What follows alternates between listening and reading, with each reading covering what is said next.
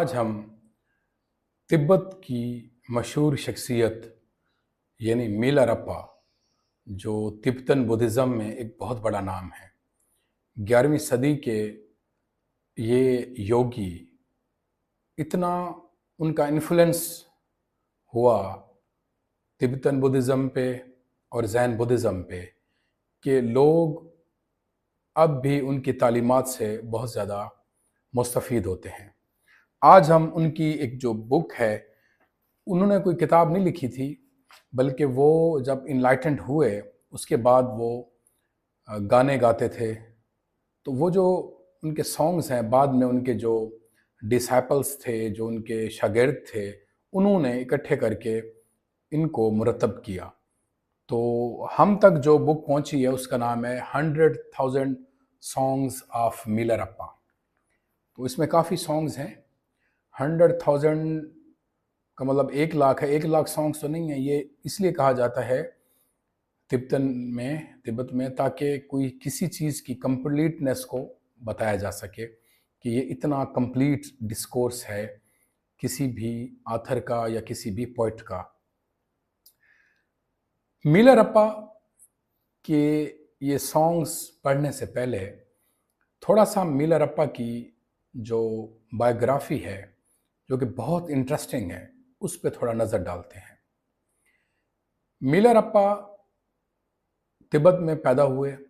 जब ये छोटे थे, 7 साल के थे, तो इनके जो वालिद थे वो बहुत बीमार हो गए।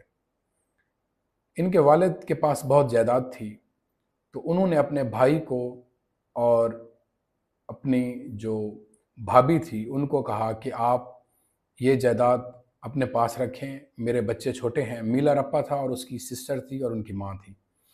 तो मेरा बेटा और मेरी बेटी अभी छोटे हैं, ये जब बड़े हों तो आप उनको ये जायदाद दीजिएगा, ज़मीन वगैरह थी।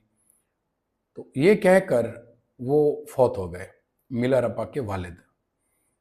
जब वो फौत हो गए तो मिलारप्पा के जो चाचा थे, जो अंकल थे, उन्होंने मिलारप्पा पे और उसकी बहन पे और उसकी माँ पे बहुत जुल्म किया। उन्होंने इन तीनों को एक सर्वेंट रूम दिया और सारा दिन इनसे घर का काम भी करवाते थे और खेतों में भी काम करवाते थे। चुनाचे जब मिलारप्पा की उम्र 11-12 साल हुई तो मिलारप्पा की माँ ने उसको कुछ थोड़ा बहुत सोने के थोड़े से कुछ जेवर थे वो और कपड़े दे के भेजा एक इंतहाई मशहूर स्कॉलर थे, बल्कि वो ब्लैक मैजिक करते थे। उनके पास भेजा कि तुम जाके ब्लैक मैजिक सीखो और उसकी तालीम हासिल करो और तुम वापस आके अपने चाचा और चाची से बदला लेना, क्योंकि ये हम पे जो जुल्म कर रहे हैं, तुमने रिवेंज लेना है, तुमने बदला लेना है। चुनाचे मिलारप्पा चला गया। मिलारप्पा एक निहायत काबिल, ज़हीन और बहुत ज़्यादा जिसे कहते हैं चुस्त और एक्टिव लर्नर था। उसने चंद ही अरसे में 6-7 साल के अरसे में ब्लैक मैजिक सीख लिया। तो जिस दिन उसके चाचा के बेटे की यानी उसके कज़न की शादी थी, उस दिन मिलारप्पा आ गया वापस अपने गांव में।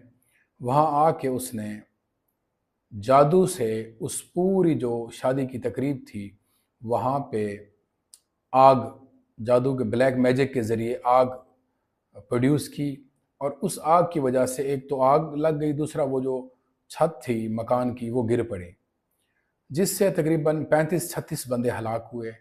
लेकिन उसके जो चाचा और चाची थे वो बच गए।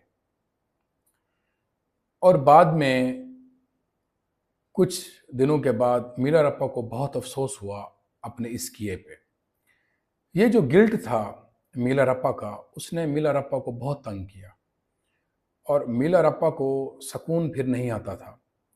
चुनाचे मिलारप्पा ने फैसला किया कि वो इस गिल्ट से, जो उसने ये कर्म किया है, जो उसने ये एक बहुत गलत काम किया है लोगों की जानें लेके, इसका कोई खमियाजा इसी ज़िंदगी में भुगतेगा।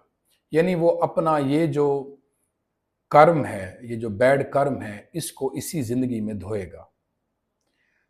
ये जहन में रख के मिलर अप्पा रवाना हुए कि मैं किसी टीचर से लिबरेशन की, यानी इनलाइटनमेंट की तालीम हासिल करता हूँ, स्पिरिचुअल एजुकेशन, ताकि मेरा ये जो गुनाह है ये धुल जाए और मैं भी एक इनलाइटेंड बीइंग बन जाऊं।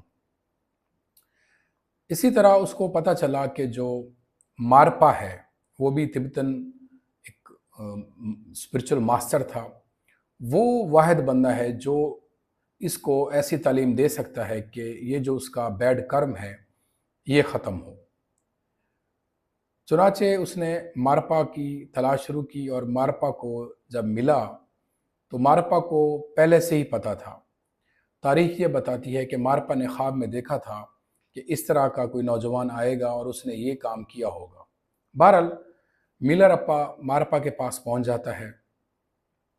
उसके बाद मिलर अप्पा इंतहाई सख्त और इंतहाई मुश्किल ट्रेनिंग से गुजरता है। मारपा इतना ज़्यादा सख्ती करता है उस पर, तकरीबन पहले 16-17 साल तो वो उसको कुछ बताता नहीं है। उसे कहता है कि तुम ये तामीर करो। खुसूसन एक घर था बहुत बड़ा, टावर नुमा, उसको इसने कहा कि तुमने हाथों से बनाना है। वो कहते हैं, तारीख में ये लिखा हुआ है कि 6-7 साल लग गए मिलर अप्पा को बनाते हुए। दोबारा उसने कहा कि इसको दोबारा तोड़ो और इसके पत्थर दोबारा जाके पहाड़ी पे रखो। तो इतना ज़्यादा सख्ती की मारपा ने, जिसको कहा जाता है मारपा दी ट्रांसलेटर, जो मिलर अप्पा का उस्ताद था, उसने इतनी ज़्यादा सख्ती की कि मिलर अप्पा इंतहाई कमज़ोर और इंतहाई, जिसे कहते हैं, अफसुर्दा हो गया। लेकिन उसने ये अपनी कोशिश जारी रखी। मिलर अप्पा रात को बहुत रोता भी था क्योंकि उसको कोई तालीम अभी नहीं दे रहा था उसका उस्ताद मारपा। एक दिन मारपा की जो बीवी थी उसको तरस आया मिलर अप्पा पे। उसने जो मारपा का एक शागिर्द था उसके नाम एक लेटर लिखा और उस पे जो मोहर थी उसने मारपा की लगाई। यानी वो ख़त मारपा की तरफ से उसकी बेगम ने लिखा कि वो मारपा लिख रहा है। तो वो ख़त उन्होंने भेज दिया मिलर अप्पा को, वो ख़त दे के कि तुम जाओ उसके पास, वो तुम्हें तालीम देगा। जब वो वहाँ पहुँचा तो उसने, उस शागिर्द ने तालीम देना कुछ दिन शुरू की। फिर बाद में वो आया हुआ था तिब्बत के उस इलाके में जहाँ मारपा रहता था। उसने मारपा से जिक्र किया तो मारपा ने कहा मैंने तो नहीं भेजा। खैर वो दोबारा उसने मिलर अप्पा को वापस मारपा के पास भेज दिया। फिर मिलर अप्पा पे मारपा को तरस आया और उसने बाद में उसको थोड़ी बहुत ट्रेनिंग दी और बाद में जो मारपा का उस्ताद था नेरोपा, जो इंडिया में रहता था, उसके पास भेजा। खैर बहुत सख्त ट्रेनिंग के बाद मिलर अप्पा कुछ अरसे के बाद इनलाइटेंड हो गया। वो गार में रहा, उसने मेडिटेशंस की, यानी उसने हर वो काम किया जो पॉसिबल था। वो उबाल के चीज़ें खाता था, बहुत कम, इतने कि उसकी बस बॉडी सस्टेन करे। इसी तरह वो बिल्कुल नहीफ हो गया था, कमज़ोर जिस्म हो गया था। बहरहाल जब इनलाइटेंड हुआ मिलर अप्पा तो उसके बाद वो इनलाइटनमेंट का जो लुत्फ़ है या जो मैसेज है, बजाय कि वो टीचिंग्स देता किताब की शक्ल में, उसने सिर्फ गाने लिखना शुरू किया और गाना शुरू किया। वो वादियों में, माउंटेन्स पे जहाँ भी जाता था वो गाने या सॉन्ग्स गाता था। तो वो जो सॉन्ग्स हैं जो उनके बाद में डिसैपल्स बने, उन्होंने उसको मुरतब किया और एक फॉर्म दी जो बाद में आते आते मुख्तलिफ ट्रांसलेशंस हुई उनकी। तो इंग्लिश की भी ट्रांसलेशन हुई जो तिब्बतन मंक्स थे उन्होंने की। तो वो हमारे पास उसकी एक किताब है, द 100,000 सॉन्ग्स ऑफ मिलर अप्पा। इस जो बुक है इसमें पहले तो बायोग्राफी है मिलर अप्पा की, बाद में सॉन्ग्स हैं। अब सॉन्ग्स में यूनिक एक सेक्रेड और सीक्रेट दोनों किस्म का मैसेज है और इंतहाई विजडम वाली ये बुक है या सॉन्ग्स हैं। दोहे भी कहते हैं, जैसे कबीर के दोहे होते हैं, इसी तरह के ये भी दोहे हैं। चुनाचे ये हम सिलसिला शुरू करते हैं। हम रोज़ाना की बेस पे एक या दो सॉन्ग्स पढ़ेंगे और उसकी फिर इंग्लिश में पढ़ेंगे और उसकी उर्दू में ट्रांसलेशन भी करेंगे। चुनाचे ये बैकग्राउंड था मीलारप्पा का, और मीलारप्पा इंतहाई अहम और इंतहाई ओरिजिनल योगी थे, और उनका एहतराम पूरे तिब्बत में और जितने भी बुद्धिज़्म के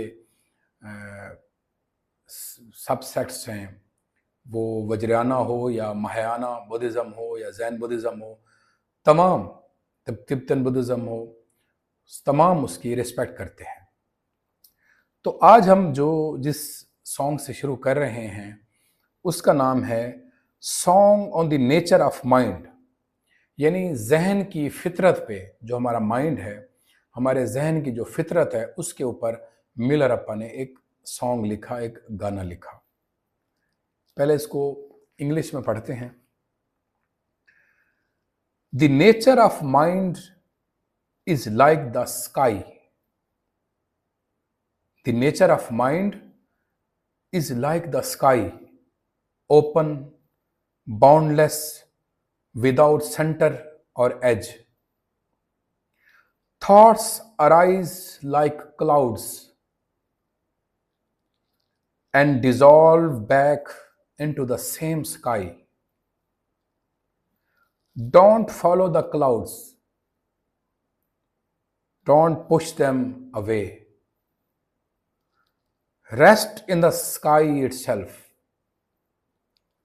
That is the teaching. The mediator who knows this needs no other instruction. The mind that knows itself is already free. अब हम इसको ट्रांसलेशन के साथ पढ़ते हैं। The nature of mind is like the sky. जहन की फितरत आसमान की तरह है, यानी जिस तरह आसमान आप ये देखें कि क्लाउड्स बादलों से ऊपर होता है, आसमान बादलों से ऊपर है, उसको बादल छू नहीं सकते। तो मीलारप्पा कहता है कि जो माइंड की नेचर है, जो हमारे जहन की फितरत है, वो आसमान की तरह है, बुलंद भी है और उसको कोई चीज छू भी नहीं सकती। ओपन, खुला, बाउंडलेस, विदाउट सेंटर और एज। हमारा जहन खुला है, लामहदूद है और उसका कोई मरकज या किनारा नहीं है। थॉट्स अराइज लाइक क्लाउड्स, हमारे जहन में जो सोचें हैं, जो ख्यालात हैं, वो बादलों की तरह उठते हैं। जैसे बादल उठते हैं फिजा में, इसी तरह थॉट्स भी हमारे माइंड में उठते हैं। And dissolve back into the same sky, और इसी आसमान में वापस घुल जाती हैं। यानी आसमान के नीचे क्लाउड्स होते हैं, तो वो कहता है जो हमारा माइंड है वो क्या है, वो आसमान है। अब जो थॉट्स हैं, ख्यालात हैं, वो क्लाउड्स हैं, बादल हैं। बादल जैसे उठते हैं फिर डिजॉल्व हो जाते हैं, ख़त्म हो जाते हैं। वो कहता है ख्यालात, थॉट्स, सोच, वो भी, सोचें भी, ख्यालात भी उठते हैं और फिर डिजॉल्व हो जाते हैं, उसी आसमान में डिजॉल्व हो जाते हैं। डोंट फॉलो द क्लाउड्स, बादलों के पीछे मत जाओ, क्योंकि बादलों के पीछे जाने से कोई फायदा नहीं है, क्योंकि उन्होंने डिजॉल्व होना है। डोंट पुश देम अवे, उन्हें धिकेलो भी मत, उन्हें धक्का ना दो उन बादलों को, यानी सोचों के पीछे ना जाओ। अब आप, ये गहरी बात है। जो लोग परेशान होते हैं, डिप्रेशन, एंग्जाइटी का शिकार होते हैं, उनकी वजह यही है कि वो थॉट्स, ख्यालात के पीछे भागते हैं। तो वो कहता है ख्यालात तो ट्रांजिएंट हैं, ये तो एक थोड़े से अरसे के लिए आते हैं, फिर डिजॉल्व हो जाते हैं। इनका पीछा भी ना करो और इनको धकेलो, धक्का भी मत दो, क्योंकि इनको धक्का दोगे, इनके साथ थोड़ा सा कशमकश करोगे तो ये तुम्हें फंसा लेंगे, तुम्हें माइंड की जो थॉट्स हैं ये अपने घेरे में, अपने दायरे में तुम्हें फिर अंदर तुम्हें खींच लेंगी। तुम इससे अवॉइड करो। Rest in the sky itself, खुद आसमान में आराम करो। अब ये देखें कि ऊपर ये आसमान है और ये नीचे थॉट्स हैं। वो कहता है माइंड की जो नेचर है वो आसमान की तरह है, जो क्लाउड्स हैं ये थॉट्स हैं, ये उठेंगे फिर ख़त्म हो जाएंगे, और तुमने इसका पीछा भी नहीं करना और इनको छेड़ना भी नहीं है। तुमने क्या करना है, यहाँ रेस्ट करना है, इनसे ऊपर जाओ, थॉट से ऊपर जाके यहाँ रेस्ट करो। ये तुम्हारी मेन जगह है जहाँ रेस्ट करना चाहिए।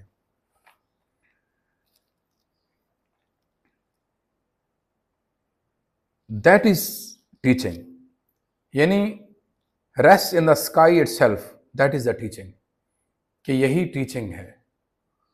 ये क्रक्स बताया है उसने, मिलरप्पा ने, कि उसने एक मेटाफोरिकली समझा रहा है कि माइंड क्या है, नेचर ऑफ माइंड है आसमान, ठीक है जी, और थॉट्स क्या हैं, वो बादलों की तरह हैं। अब बादलों का पीछा भी ना करो और इनको छेड़ो भी ना, खुद डिजॉल्व हो जाएंगे। और क्या होगा, जो माइंड है वो इटसेल्फ रेस्ट करेगा कहाँ, आसमान में। तो ये टीचिंग है। उसने कहा कि आपकी जो नेचर है वो रियल नेचर वो आसमान की तरह है, जिसको थॉट्स या क्लाउड्स छू भी नहीं सकते। The mediator who knows this, meditation करने वाला, मुराकबा करने वाला, जो मुराकबा करता है वो जानता है, वो ये जानता है कि, और नीड्स नो अदर इंस्ट्रक्शन, उसको किसी और इंस्ट्रक्शन देने की ज़रूरत नहीं है। जो मेडिटेट करता है उसको पता है, क्योंकि जब आप मेडिटेट करते हैं, मेडिटेशन क्या होती है, मेडिटेशन में आप अपने अननेसेसरी जो थॉट्स हैं वो क्या होते हैं, डिसॉल्व हो जाते हैं। तो अब वो मेडिटेशन हो रही है, जब आप ऐसे देख रहे हैं, थॉट्स आए, ख्यालात आए, आपने उनको देखा, आपने उनको छेड़ा नहीं ना, उनके पीछे गए, वो खुद ब खुद क्या हो गए, डिसॉल्व हो गए। आप वहीं आसमान की तरह, आप वहीं हैं, अनटच, अनअफेक्टेड। उन थॉट्स ने आपका कुछ भी नहीं बिगाड़ा। The mind that knows itself is already free, जो जहन खुद को पहचान ले वो पहले से ही आज़ाद है। यानी जिस जहन को पता हो कि उसकी नेचर आसमान की तरह है, उसको क्लाउड्स यानी ख्यालात कुछ भी नहीं बिगाड़ सकते उसका, तो वो फ्री है। फ्री किससे है, फ्री सफरिंग से है। सफरिंग का जो मेन सोर्स है वो थॉट्स हैं। जब आप थॉट्स से ट्रांसेंड करेंगे तो डेफिनेटली आप सफरिंग से ऊपर चले जाएंगे। सफरिंग एक थॉट की क्रिएशन है। सफरिंग थॉट्स की वजह से वजूद में आती है। चुनाचे आज हमने मिलरप्पा का ये जो सॉन्ग था, song on the nature of mind, पढ़ा। तो नेक्स्ट वीडियो में हम एक और सॉन्ग के साथ हाजिर होंगे। बहुत शुक्रिया।